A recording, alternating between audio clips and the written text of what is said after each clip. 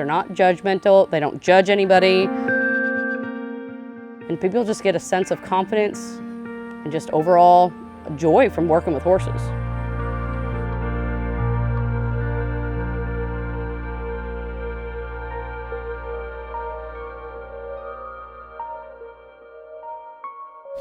You're getting good at this, buddy. He was born at 36 weeks. He had a small VSD, which is a hole in his heart, and it grew back when he was about 3. He had duodenal atresia, which is like a blockage in his intestines. They said that was a marker for Down syndrome.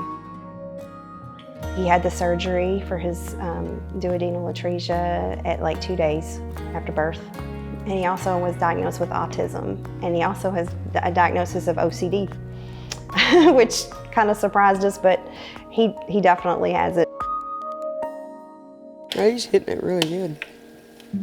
His motor skills are outstanding. He's done great with any kind of movement activities. Got it, buddy? His brother was always in baseball and basketball, and he didn't really have anything to do, so this gave him an activity to do. He felt like, this is my thing, riding horses.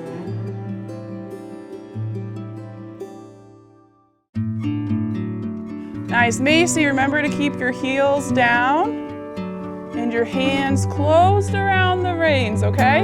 I was working as an athletic trainer in a facility in town, and they didn't have a horse at the time. And I said, I think I have the perfect horse for it. It was instant. I mean, it was just seeing what they did, and then my understanding of horses, and then my sports medicine background, to combine the two of them, knowing that the physical strengths that they're getting while working with a horse, to me, it's the perfect fit. It's a non-mounted therapy that we offer, and you're using your horse as a therapy tool. And that is because a horse mirrors our body language and our emotions.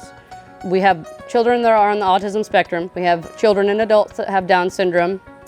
We have an Angelman syndrome, and it's not a pony ride. You're learning truly how to ride a horse, but it's the strength, the confidence, and everything that you're building with these riders that they may not get anywhere else. Oh, look how strong you are. All right. You may have somebody that comes in here just high energy, nerves, overstimulated, and the warmth and the movement of that horse gives them that calming sensation.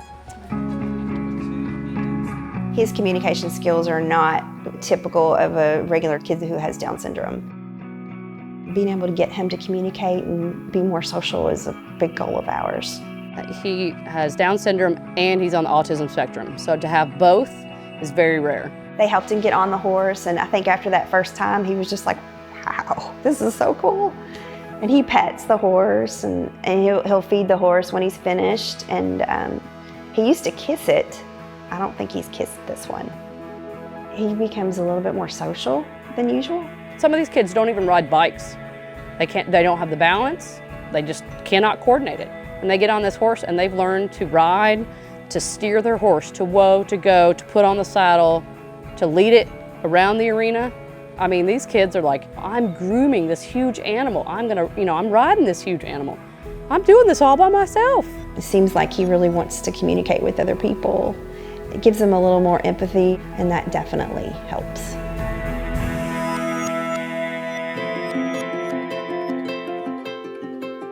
Horses for me kept me out of a lot of trouble growing up.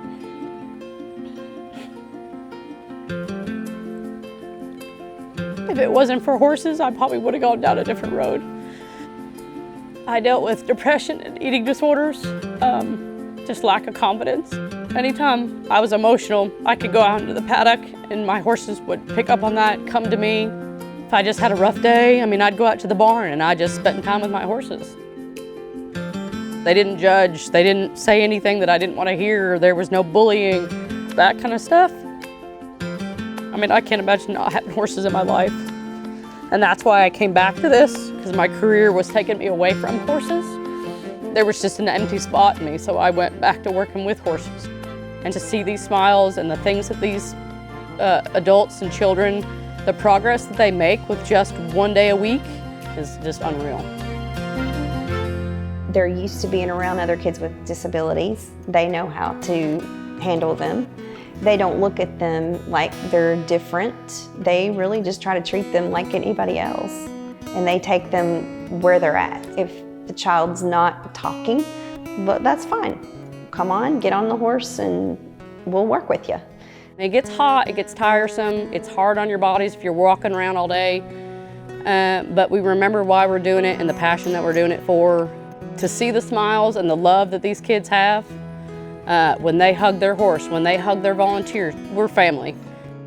I'm a horse lover and I can't explain the love and just the overall what a horse can do for anybody. Do you want to say goodbye to the cameraman? Come on, Macy.